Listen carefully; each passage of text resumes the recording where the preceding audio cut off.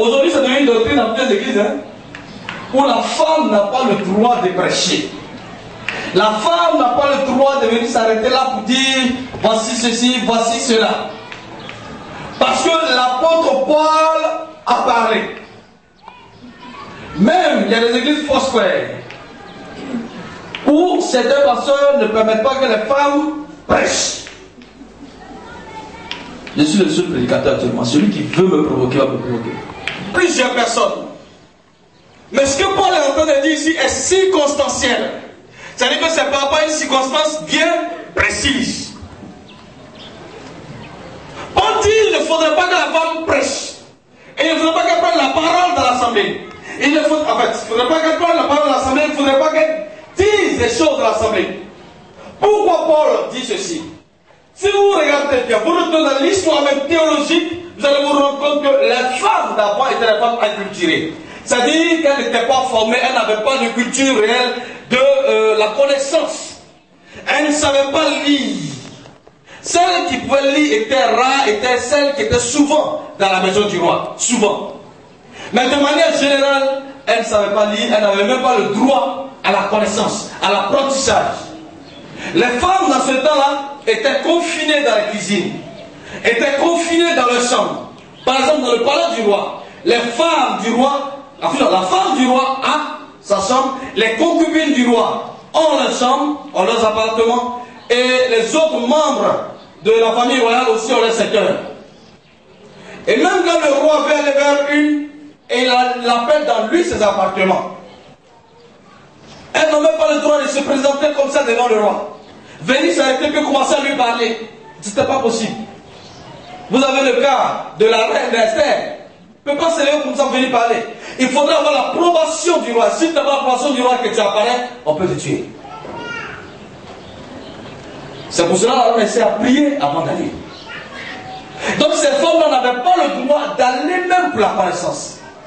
Alors quand le culte s'est installé, quand il a fallu aller maintenant dans les synagogues pour pouvoir lire, c'est-à-dire qu'on vient maintenant dans la zone du Nouveau Testament, dans les synagogues pour écouter la parole de Dieu parce que les rouleaux de parchemin étaient lus en ces zones-là, il fallait que les hommes viennent avec les femmes. Mais le problème c'est que il y a un truc qu'aujourd'hui les musulmans ont copié. Nous les fustigeons, mais il y a certaines choses qu'ils ont pris qui sont bibliques. Dans l'ancien temps, la plupart des maisons et même des tentes étaient taillées dans le roc. Ou bien pour casser de grosses pierres, ils venaient, ils entassaient. Mais c'était bien cimenté, ils avaient leur ciment à eux. Ils faisaient des trucs des glues qu'ils mettaient pour faire. Or, imaginez-vous que ce qui est fait dans le roc, quand on parle là-dedans, c'est pas évident pour entendre cette vidéo. Et il y avait une partie sur l'estrade où les femmes restaient. De manière visible, ils avaient appelé aussi le palier extérieur. Les femmes étaient sur ce côté-là. Et l'enseignement se faisait dans les hommes étaient dedans. Mais imaginez-vous un peu quand tu sors de l'enseignement là-bas et que les gens n'entendent pas dehors, les femmes n'entendent pas dehors. Elles se tournent pour appeler leur mari, je ne comprends pas. Qu'est-ce qu'il dit? Qu'est-ce qu'il dit exactement? Aujourd'hui, quand vous regardez, vous allez dans la mosquée, vous allez voir que les hommes sont dedans, les femmes sont dehors. C'est la chose qui continue. Vous remarquez que les femmes musulmanes sont dues voilées. C'est biblique, elles sont toutes ça dans la Bible. Parce que quand vous lisez le Coran, même ça a été tiré beaucoup de l'Ancien Testament, particulièrement du Pentateuque. Et donc, elles pratiquent cela encore. Alors, ces femmes de ce temps-là posaient la question à leur mari qui était à l'intérieur de savoir, à savoir ce qu'il est en train de dire à l'intérieur.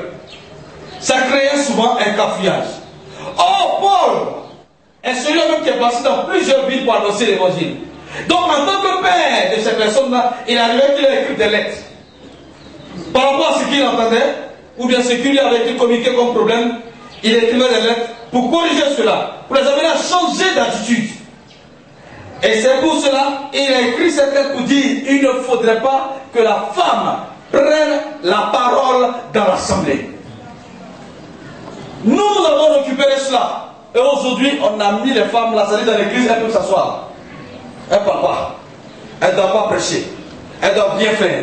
Mais cela contraste avec le Nouveau Testament. Même avec certains écrits de Paul. Mais cela va trouver son essence même dans un problème de traduction. Alléluia. C'est pour cela que nous allons aller dans la traduction grecque. Pour que nous comprenions bien ce que Paul est en train de dire. Parce que le Nouveau Testament, là, ça a été fait, ça a été écrit en grec. Pour ceux qui ne savent pas, ça a été écrit en grec. Quand en grec, on parle de la femme, femme, on dit goun. Mais on écrit gun. C'est différent de guine. Généralement, guine, on la lie à la ville de Lesbos en Grèce, qui, donc les habitants et les habitantes, s'appellent lesbiens et lesbiennes. Si vous ne savez pas, c'est une ville qui existe au niveau de la Grèce qu'on appelle Lesbos. Donc les habitants, les hommes s'appellent les lesbiens et les femmes s'appellent lesbiennes. Et vu le comportement, je parle d'une ville actuelle, ça existe. C'est pas aller chercher, c'est pas faire des recherches. Ce n'est pas que c'est un mot qui existe au préalable. Maintenant, le comportement des femmes là-bas, on a amené les gens, parce qu'au niveau de la Grèce, il y a tout ce qui est débauche. On a amené les gens à dire que les femmes qui vont avec d'autres femmes doivent être appelées lesbiennes. Voilà comment le mot lesbienne est sorti.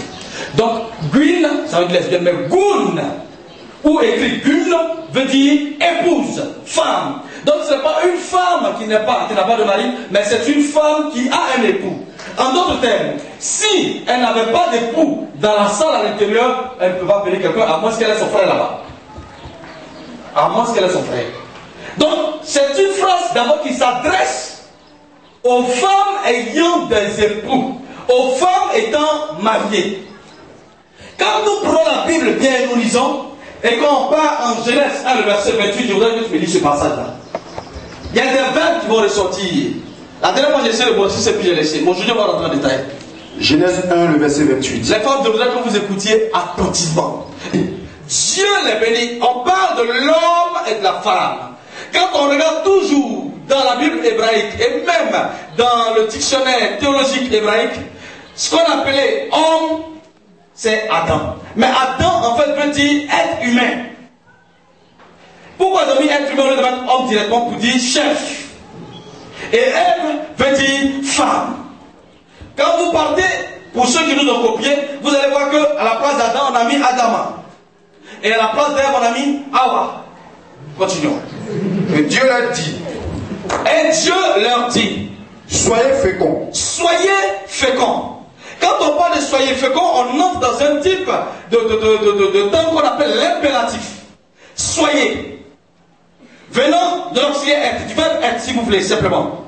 Soyez. Il dit soyez féconds en s'adressant à deux personnes, l'homme et la femme.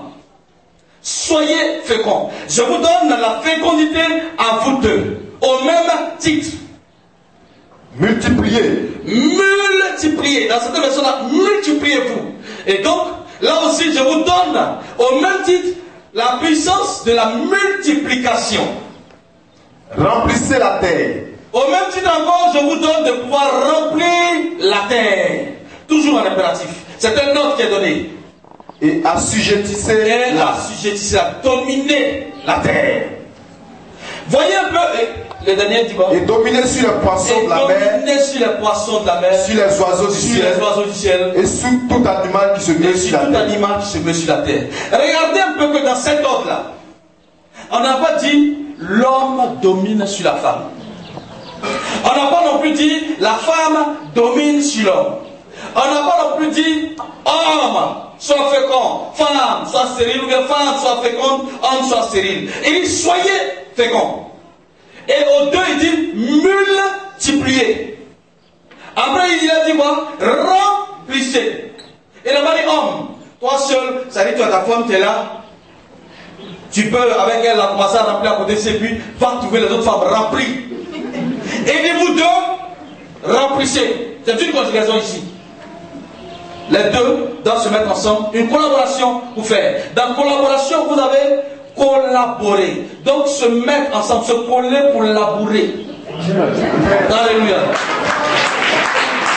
Et cela permet de pouvoir avancer. Et il dit ensuite, assujettissez et dominer. Donc il y a un partage de pouvoir, mais de manière équitable, de manière égale. Mais quand on va aller maintenant en Genèse 3, prenons Genèse 3, le verset